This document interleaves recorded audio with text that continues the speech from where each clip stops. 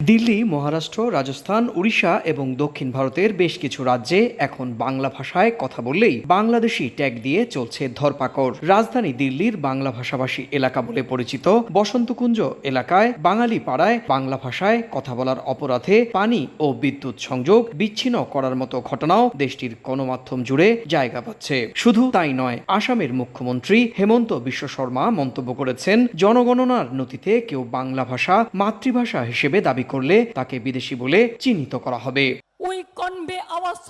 পরিস্থিতি মোকাবেলায় প্রধানমন্ত্রী নরেন্দ্র মোদীর কাছে চিঠি পাঠিয়েছেন পশ্চিমবঙ্গের মুখ্যমন্ত্রী মমতা বন্দ্যোপাধ্যায়। এর আগেও চলতি বাদল অধিবেশনে পশ্চিমবঙ্গ বিধানসভায় মমতা বলেছিলেন, বাংলায় কথা বললেই বাংলাদেশি ট্যাগ দিয়ে বাংলাদেশে ঠেলে পাঠানো হচ্ছে। এবার বিষয়টি প্রধানমন্ত্রীর দৃষ্টি আকর্ষণ করেছেন তৃণমূল নেত্রী।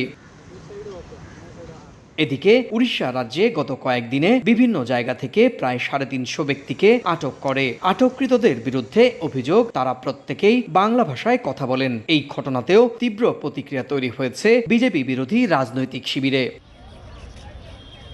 গেল কয়েক মাস ধরে ভারতের বিভিন্ন রাজ্য থেকে বাংলায় কথা বলা বহু ভারতীয় নাগরিককেও বাংলাদেশি অনুপ্রবেশকারী হিসেবে চিহ্নিত করে পুশব্যাক করার অভিযোগ উঠেছে। সুব্রত আচার্য, সময় সংবাদ, ভারত।